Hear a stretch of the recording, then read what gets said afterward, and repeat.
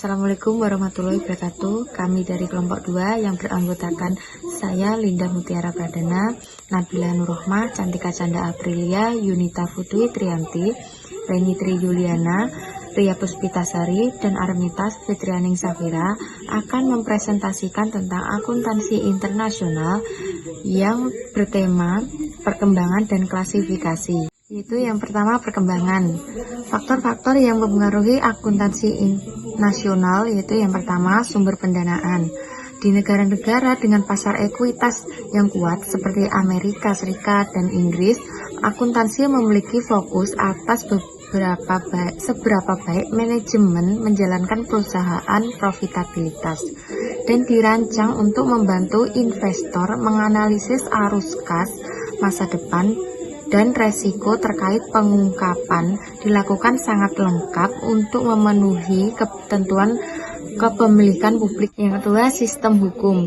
Sistem hukum menentukan bagaimana individu dan lembaga berinteraksi. Dunia Barat memiliki dua orientasi dasar, kodifikasi hukum atau sipil dan hukum umum atau kasus. Kodifikasi hukum utamanya diambil dari hukum Romawi dan Kode Napoleon. Yang ketiga yaitu perpajakan. Di kebanyakan negara, peraturan pajak secara efektif menentukan standar akuntansi karena perusahaan harus mencatat pendapatan dan beban dalam akun mereka untuk mengklaimnya dalam keperluan pajak. Dengan kata lain, pajak keuangan dan pajak akuntansi adalah sama. Yang keempat adalah ikatan politik dan ekonomi. Ide dan teknologi akuntansi dialihkan melalui penaklukan perdagangan dan kekuatan sejenis. Sistem pencatatan berpasangan yang berawal dari Italia pada tahun 1400-an secara perlahan-lahan menyebar luas di Eropa bersamaan dengan gagasan-gagasan pembaruan lainnya. Kolonialisme Inggris mengekspor akuntan dan konsep akuntansi di seluruh wilayah kekuasaan Inggris. Yang kelima yaitu inflasi. Inflasi mengaburkan biaya historia akuntansi melalui penurunan berlebihan terhadap nilai-nilai aset dan beban-beban terkait. Sementara di sisi lain melakukan peningkatan berlebihan terhadap pendapatan. Negara-negara dengan inflasi tinggi seringkali menuntut perusahaan-perusahaan melakukan berbagai perubahan harga dalam perhitungan keuangan mereka. Yang keenam itu tingkat perkembangan ekonomi.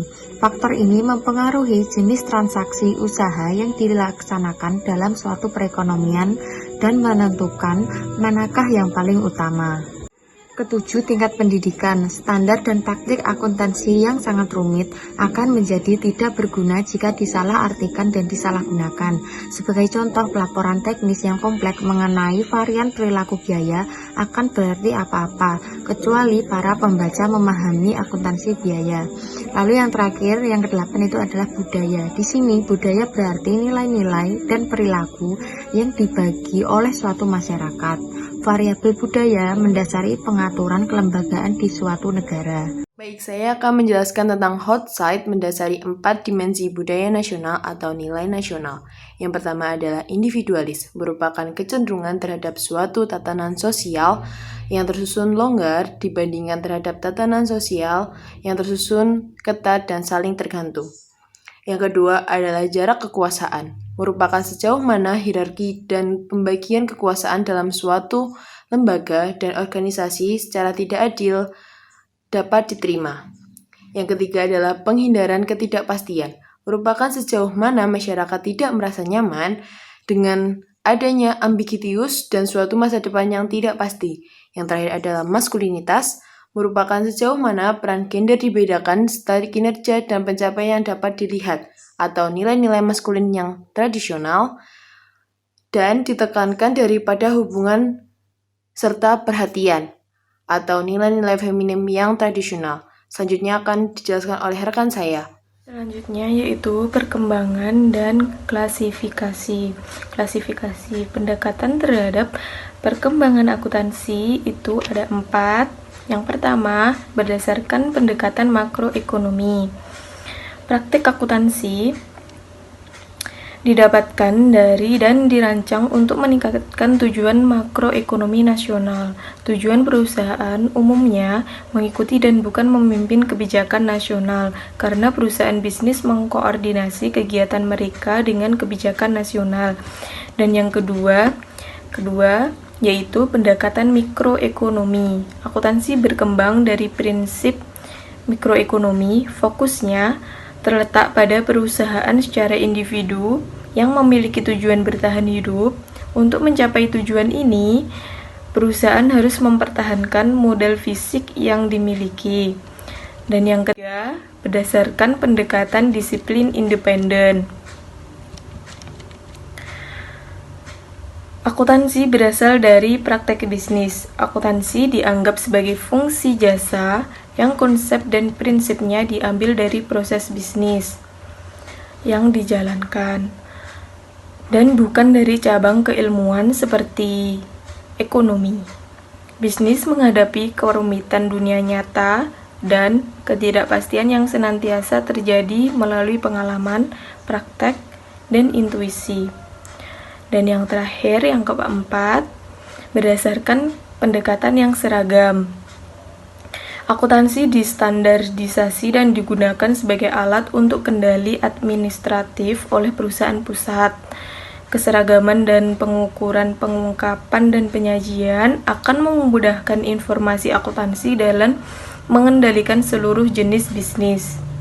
Secara umum, pendekatan seragam ini digunakan oleh negara-negara yang keterlibatan pemerintah yang sangat besar dalam perencanaan ekonomi. Perkembangan dan klarifikasi selanjutnya yaitu mengenai sistem hukum. Sistem hukum di sini yaitu antara akuntansi hukum umum versus dengan kodifikasi hukum. Yang pertama, akuntansi dalam negara-negara hukum umum memiliki karakteristik berorientasi terhadap penyajian wajar, transparansi, dan pengungkapan penuh, dan pemisahan antara akuntansi keuangan pajak. Yang kedua, akuntansi dalam negara-negara yang menganut kodifikasi hukum memiliki karakteristik berorientasi legislatif, tidak membiarkan pengungkapan dan jumlah kurang, dan kesesuaian antara hukum keuangan dan pajak. Selanjutnya, saya akan menjelaskan sistem praktik, penyajian wajar versus kepatuhan hukum. Banyak perbedaan akuntansi pada tingkat nasional semakin menghilang. Terdapat beberapa alasan untuk hal ini, yaitu yang pertama, pentingnya pasar saham sebagai sumber keuangan ini terasa semakin berkembang di seluruh dunia. Modal sifatnya makin menjadi global, sehingga menuntut adanya standar laporan keuangan juga diakui secara mendunia. Bagi banyak perusahaan, penyamaan standar laporan keuangan dalam tingkat global akan mengeluarkan juga biaya yang dikeluarkan oleh perusahaan untuk melakukan penyesuaian terhadap aturan yang berbeda-beda, sehingga modal yang dikeluarkan oleh perusahaan tersebut juga dapat berkurang. Penyatuan pasar modal dapat dikatakan sebagai alasan yang terpenting dalam menjadikan Dewan Akuntansi Internasional memainkan peran utama dalam menetapkan standar keuangan di negara-negara seperti negara-negara Amerika Serikat, Jepang, Eropa, dan negara-negara lainnya. Alasan yang kedua yaitu pelaporan keuangan ganda kini menjadi hal yang umum. Satu set laporan keuangan sesuai dengan ketentuan pelaporan keuangan domestik lokal. Sedangkan yang satu lagi menggunakan prinsip akuntansi yang berisi pengungkapan yang ditujukan kepada investor internasional. Selanjutnya yaitu klasifikasi yang ketiga. Ada beberapa negara menganut kodifikasi hukum secara khusus, yaitu di Jerman dan di Jepang pada bab 3 dan 4. Mengalihkan tanggung jawab pembentukan standar akuntansi dari pemerintah kepada kelompok sektor swasta yang profesional dan independen. Perubahan ini membuat proses penetapan standar menjadi mirip dengan proses di negara-negara hukum seperti Australia, Kanada, Inggris, dan Amerika Serikat. Dan hal ini dilihat sebagai suatu cara untuk secara lebih aktif mempengaruhi agenda-agenda IASB atau International Accounting Standard Board.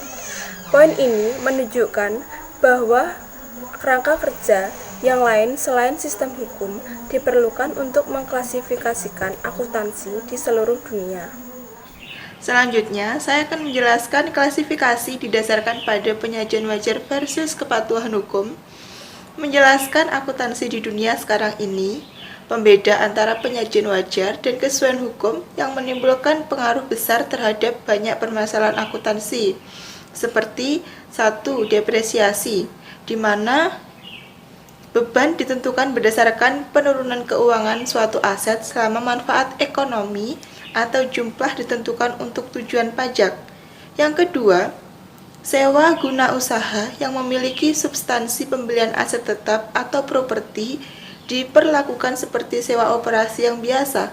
Yang ketiga, pensiun dengan biaya yang diakui pada saat dihasilkan oleh karyawan atau dibebankan menurut dasar dibayar pada saat Anda berhenti bekerja. Masalah lain adalah penggunaan cadangan secara bijak untuk meratakan laba dari satu periode ke periode yang lainnya. Umumnya, cadangan tersebut digunakan sebagai berikut. Pada tahun-tahun yang baik, beban tambahan dicatat dengan kredit terhadap akun cadangan dalam ekuitas memegang saham. Pada tahun-tahun yang kurang baik, cadangan dihapuskan untuk meningkatkan laba. Proses ini meratakan fluktuasi dari satu tahun ke tahun lainnya. Oleh karena itu, bertentangan dengan penyajian wajar dibandingkan di negara-negara yang menganut kepatuhan hukum. Tentu saja, jika manipulasi semacam ini diungkapkan, investor dapat mengubah pengaruh terhadap laba. Akuntansi kepatuhan hukum dirancang untuk memenuhi ketentuan yang dikenakan pemerintah seperti perhitungan laba kena pajak atau mematuhi rencana makroekonomi pemerintah nasional. Jumlah laba juga dapat menjadi dasar pembayaran dividen kepada para pemegang saham dan bonus yang dibayarkan kepada para manajer dan karyawan. Pengukuran dengan standar konservatif memastikan bahwa jumlah nilai yang dibagikan tersebut terbagi secara bijaksana dan sepadan.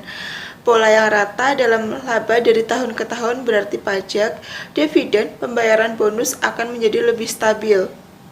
Akuntansi kepatuhan hukum akan terus digunakan dalam laporan keuangan perusahaan secara individu yang ada di negara-negara yang menganut kodifikasi hukum di mana laporan konsolidasi dapat memberikan informasi kepada investor, sedangkan laporan keuangan perusahaan individual untuk memenuhi ketentuan hukum. Sekian presentasi dari kelompok kami. Bila ada salah kata, kami mohon maaf yang sebesar-besarnya. Wassalamualaikum warahmatullahi wabarakatuh. Terima kasih.